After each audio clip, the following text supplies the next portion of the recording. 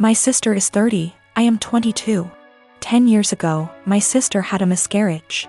Obviously, it was devastating for her and the whole family, and it took her a couple of years to fully heal from it.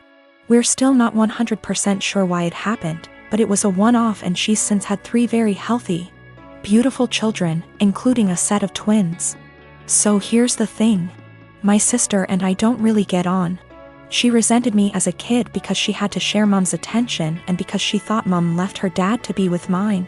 Never really grew out of that resentment, and she was pretty much my biggest bully throughout childhood and my teenage years. One thing she absolutely cannot stand is when Mom and I do things without her, or when Mom pays more attention to me than to her. When this happens, she calls Mom and says she's feeling really upset about the miscarriage, and without fail Mom goes running. This includes a trip to Paris I took Mom on for her birthday earlier this year, which she cut short because sister said she needed her. Also includes when I had a manic episode so bad I was hospitalized, and sister managed to need Mom every time she was planning to visit me, and so she never did. Note: these times when Mom is spending more time with me than her are the only times sister brings up what happened, and certainly the only times she still gets so upset about it. So recently I was sick. Like, don't leave the bathroom for days, can only keep water down sick. Didn't manage to get the doctor, but I think it was norovirus. It lasted about a week. Mom was popping in daily on her way home from work to check on me and stuff. On the last day of being seriously unwell, when I felt I could eat again, Mom offered to make me some soup while she was there, which I accepted. She was halfway through making it when sister called her saying she was upset about the miscarriage, and she told me I'd have to finish it myself because she had to go. I didn't say anything to Mom and I finished making the soup. But I sent my sister a text saying she really needs to stop bringing it up for attention because she can't bear me getting some instead.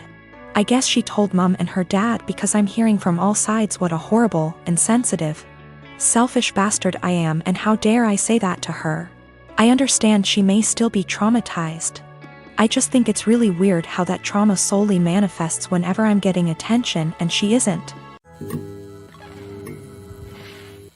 I am a 37 years old male. I have a 13-year-old son.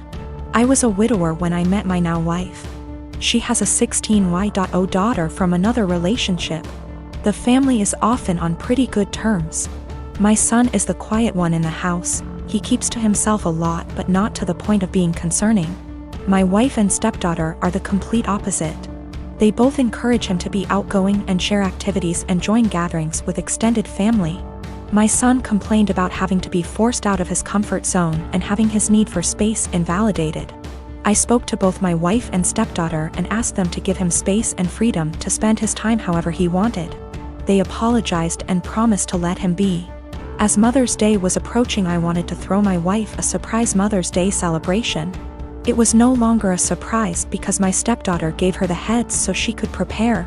Yesterday I got off work earlier than usual to get final arrangements done. We planned to celebrate at the restaurant and invited her family there. I had the key, and while I was entering the house through the front door I overheard my wife and stepdaughter talking to my son. My wife was asking my son if he could convince me to let him stay home and not go with them to the restaurant to celebrate. I paused and decided to keep listening. My son said why, and she told him that his introverted and socially inept attitude will make her family uncomfortable and will ruin the mood. He promised her that he'd be well behaved and would try to interact and socialize with everyone, but she said that she wasn't buying it. He kept reassuring her, but she snapped and told him that technically she's not his mom, so she didn't get why he wanted to celebrate Mother's Day with her so badly. My stepdaughter threw some, I don't remember, backhanded comment, and then both of them were shocked to see me standing there. Both were staring without saying anything. I told my son and his stepsister to go to their rooms, then told my wife that the celebration was off, cancelled. She tried to argue, asking why repeatedly, and I told her why. She tried to explain that she didn't mean it like that and that I only heard part of the conversation but not all of it. I told her I was done arguing and the decision was already made. She yelled, asking what she was going to tell her family, and said that I was making tremendous mistake towards her. I ignored her while she kept throwing tantrum after a tantrum. Early this morning she took my stepdaughter and went to stay with her folks. Not a single call or text from her so far. Situation is full of tension. I'm upset still, but more hurt to be honest. I mean, yes, I did say I was going to have this celebration, but I thought that what she said to my son was too harsh to ignore. My husband just got promoted to shift manager 3 weeks ago. This meant that his 10 a.m. to 6 p.m. shift has now been switched 4 a.m. to noon.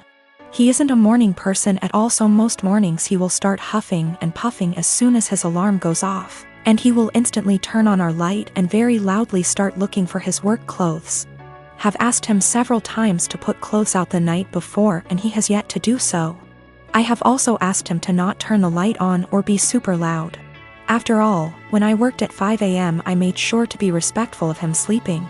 So yesterday morning when he got up at 3 a.m. and flipped on the light, I grabbed my stuff and went to the guest room. He came in and asked what I was doing. I told him that since he didn't respect me sleeping at all, that I would be staying in the guest room from now on. He made a comment about the light will only be on for 5 freaking minutes. Which is not true. He turns the light on, finds himself clothes, and then goes to take a shower without turning the light off.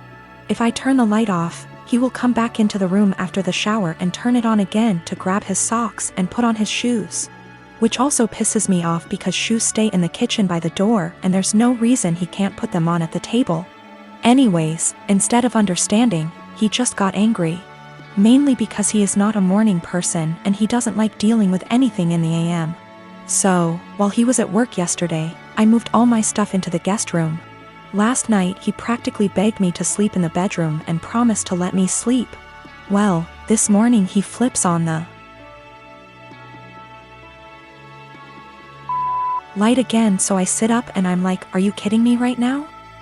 And he says, I'm being quiet. As if that was the only issue. So I went into the guest room and locked the door. I told him I was staying in here from now on despite his efforts to sway me. He thinks I'm overreacting. I work 4 p.m. to midnight. And cute little tidbit, I'm the breadwinner. I make nearly $5 more on my hourly wage. It's a complex situation, but I'll do my best to explain. I have a bio son Leo, 16 from my previous relationship. I married his stepmom, who is a mother of 2 boys, Connor, 20, deceased, and Derek, 12. I've never had the pleasure to meet Connor, who tragically passed away from a motorcycle accident. Derek was so devastated by this loss, and although it's been years, he's still pretty much grieving. I've seen tons of pictures and videos of Connor and made efforts to get to know who he was as a way to share Derek's grief, and be there for him to lend an ear and a comforting shoulder. It's safe to say that Derek and I grew a strong bond in no time. But my son Leo isn't close to Derek. Understandable, because not all siblings and step-siblings are the same. Leo and Derek are different in everything, which isn't a bad thing, but Leo calls himself the brutally honest type, and makes insensitive comments about Derek most of the time. They tend to be under the guise of advice. Derek never complained, so I had to step in and tell Leo to stop being insensitive towards his stepbrother, especially with everything regarding Connor and his memory. Leo would say, okay, I get it, and I won't do it again. Days ago, Leo wanted to hang out with friends and asked Derek if he wanted to join. Derek agreed and put on Connor's hoodie before going out. Leo commented on the hoodie and called it ugly and asked him to put on something else, but Derek insisted on wearing it or not go. Leo dropped it.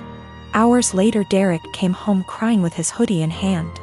He said Leo and friends cut it into pieces while he was in the bathroom after they convinced him to take it off.